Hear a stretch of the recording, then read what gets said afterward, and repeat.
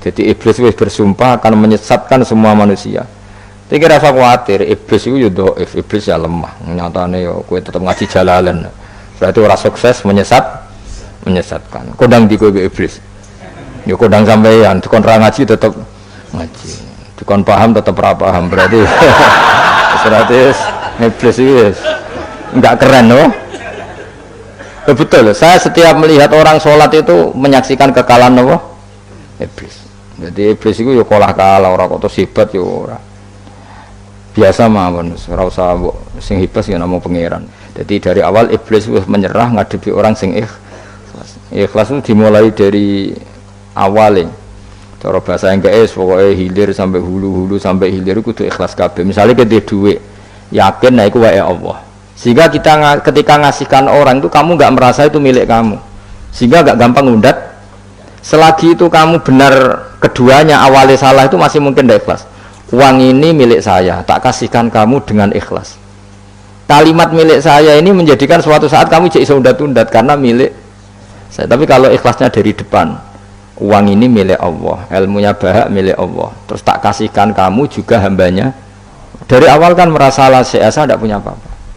Tapi selagi saya ikhlasnya hanya separuh, ilmu saya tak kasihkan kamu karena Allah, berarti masih potensi enggak ikhlas ya. Jadi kalau ngelatih ikhlas itu harus dua-duanya. Kamu punya uang milik Allah, punya ilmu milik Allah, punya jabatan milik Allah, kemudian kamu kasihkan sesuai perintah Allah, itu lebih mudah ikhlas karena la haula wala quwata illa billah. Selagi masih separuh saja salah, itu potensi berikutnya juga ikut salah. Misalnya aku ngurmat cahaya yatim kok ikhlas, duitku tak kena. Kata duitku itu menjadikan suatu saat dulu tak rumat tuh, saiki jebule lali aku.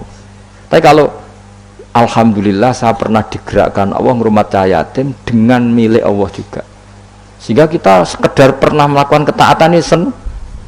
Nggak penting berikutnya anak yatim ini nanti peduli kita apa enggak, nggak penting.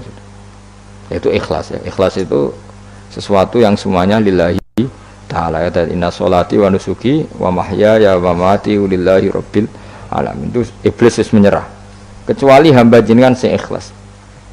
Quran itu memperingatkan orang supaya dari tidak soleh menjadi soleh, sementara malaikat mesti nawa soleh, jadi nggak perlu diperingatkan dengan apa Quran. Tapi niki pendapat Imam Suyuti. Banyak ulama yang mengatakan malaikat pun butuh Quran karena untuk tasrif, untuk satu kehormatan. Kan masyhur itu khilafnya ulama, apakah malaikat itu termasuk umatnya Kanjeng Nabi Muhammad SAW?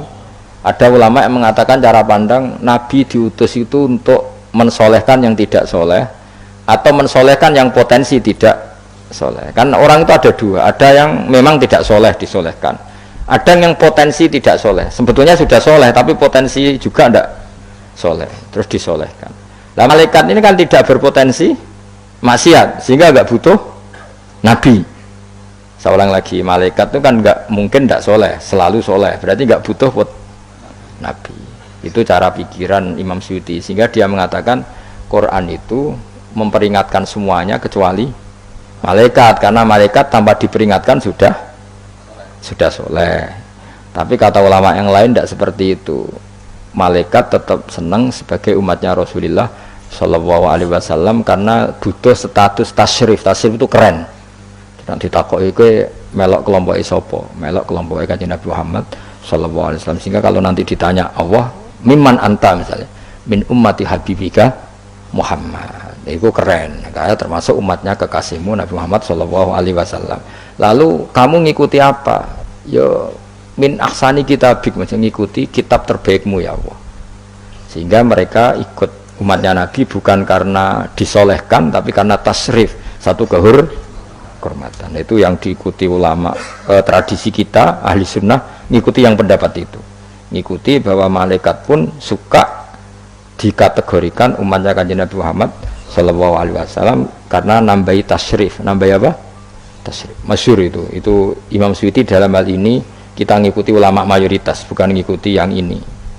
Masyhur kan Jibril ditanya, kan itu ketika Jibril ketemu Nabi Muhammad ditanya, untungnya apa kamu jadi safir? Safir itu kira-kira terjemahan bebasnya panitia saya.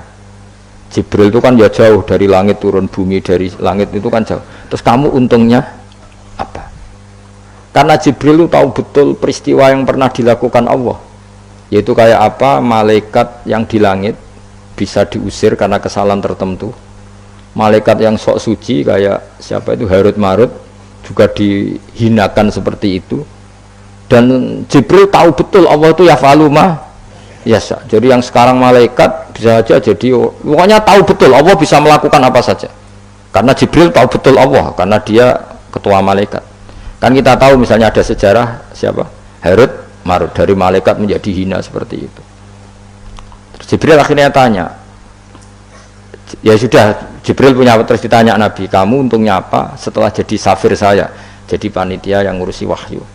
Terus kata malaikat Jibril, saya tidak pernah merasa aman, apakah saya selalu dalam posisi ini, posisi terhormat, kecuali setelah menjadi safir, menjadi pelayan kamu, ketika aku distatuskan oleh Allah apa itu, innahu laqaulu rasulin karim dzi quwwatin indadil arsy makin muta'in tamma amin. Terus kan baru setelah itu saya merasa aman, bahwa posisi saya aman, karena Quran itu abadi ila yaumil qiyamah ila mala mi'adalah, semuanya Quran itu abadi, dan di Quran itu saya distatuskan muta'in tamma amin. Berarti saya merasa aman, tidak akan dirubah kestatusan saya malaikat semenjak saya jadi safirmu.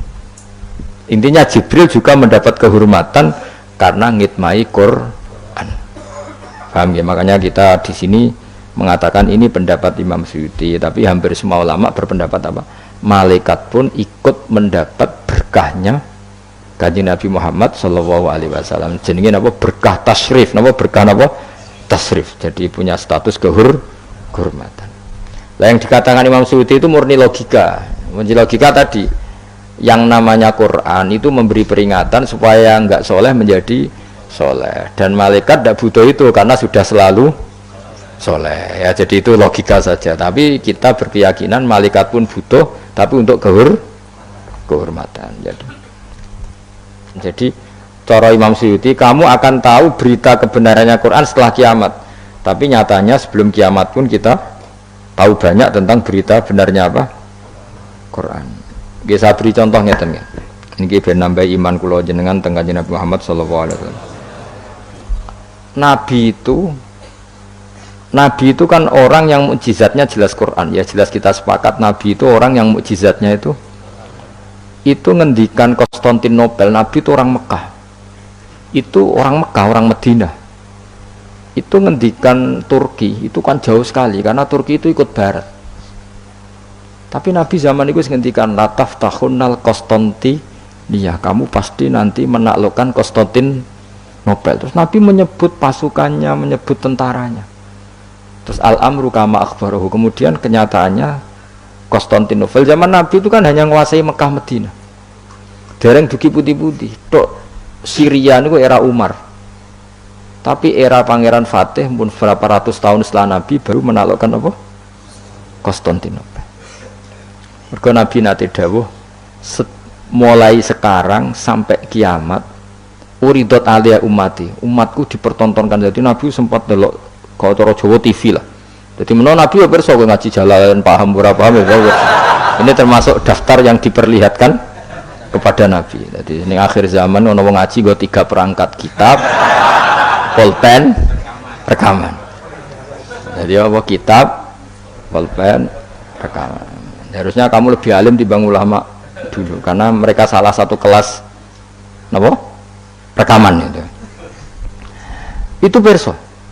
Yang paling unik dari semua peristiwa itu nggih sekuarwan nggih peristiwane Suraka.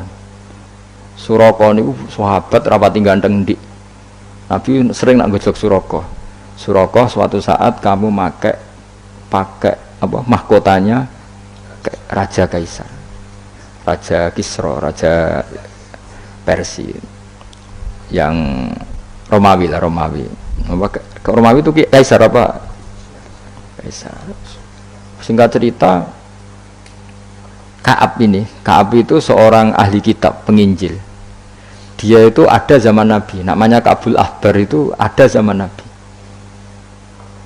Makanya di Diba sering ada Al-Hadis Susani an Yasar bin Atok an Ka'bil Ahbar.